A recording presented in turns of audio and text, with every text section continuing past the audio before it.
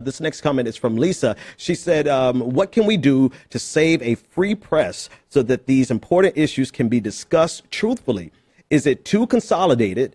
I'll answer that, yes. And too few corporate owners. How can we stop them from parroting press releases?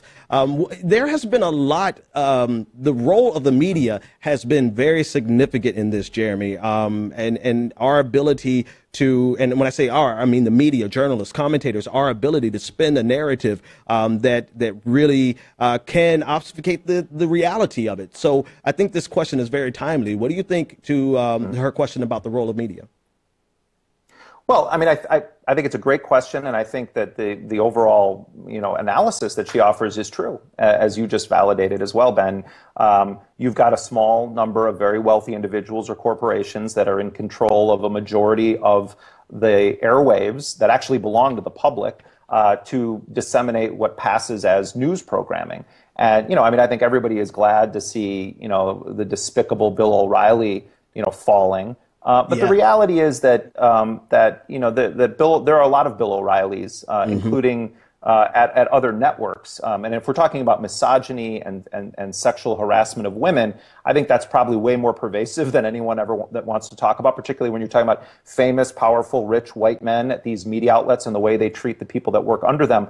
So I'm glad to see O'Reilly fall, but it doesn't really address the fact that Tucker Carlson now is going to be taking over for him. And he has the same basic kind of reprehensible views on the world and dog whistling for, extremist right-wing causes. But on the flip side of it, I think that we're getting a window into what it could be like if we had an aggressive media culture in this country, because Trump is so kind of loathed by so many people, and because he's so cartoonishly kind of bad at his job. I do think you're seeing, the New York Times, the Washington Post, really getting back into the game. And, I don't want to heap too much praise on them, but it is interesting to see Chuck Todd once in a while asking tough questions, because that man wouldn't know a tough question if it came and shaved his goatee off. And all of a sudden now it's like Chuck Todd is Mr. like, we are a free press, and no, you're lying. And, but the thing is, I kind of think of it in the way that we cover school shootings in this country, whether it's at Newtown or we just had the anniversary of the Virginia Tech shooting. The way that those are covered in terms of the victims, the Boston Marathon bombing as well. We knew the names of the dead. We heard the stories of the wounded. Films were made about the way that people rose up and to run in the marathon again. The teachers that threw themselves in front of their students in some of these school shootings. The beautiful drawing that the 8-year-old boy made who was killed in the marathon bombing. And to me, that's real. That's the kind of coverage we should be doing also of the victims of war.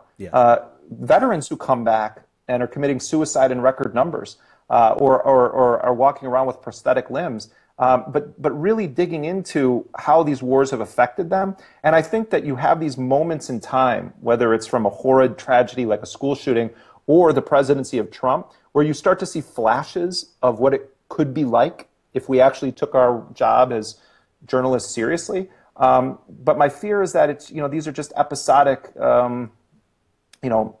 moments, and that it's not really sticking. And so my answer for Lisa, I think, is I don't necessarily have a magic solution at all, but I do think the means of disseminating information are being democratized because of social media, because of what you and I are doing right now, Ben, because of how you ended up becoming a journalist and a talk show host, that citizen journalists who really take themselves seriously and their role in society seriously can actually make an impact. And that's a very different reality from 20 years ago, from the Vietnam War era, from World War II. We're in a time now where social media can be our worst enemy and our greatest ally. And I think finding a way to combine the old school muckraking with the energized, young, visionary creativity that is exhibited across social media platforms, and a lot of it comes from young people. And you look at the way people respond to the killing of black people in this country by police.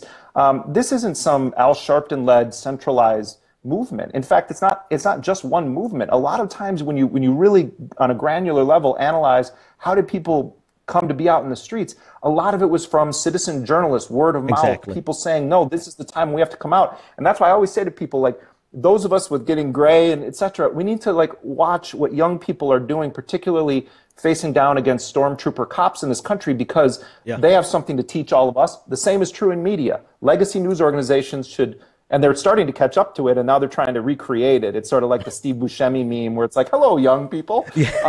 But I think listening is really important for those of us that have been in the game a while.